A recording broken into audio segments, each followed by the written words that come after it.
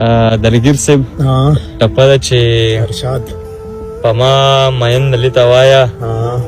په دې دن موړ شو که مغ بیا در واړومه او سراجه ټپه ده که نه چې هیڅ ملوثه پوره نه دي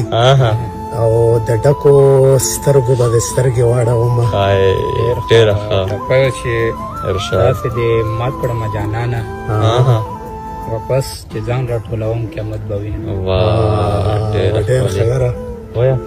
ته بیا ته نه مواله خو ټپه نه هغه بله وایه که نه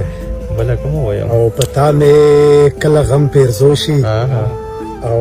بېغمه یاره خیرې خپل ځان ته کومه واه حد دی او ما ته به بل لالی خدای راکړي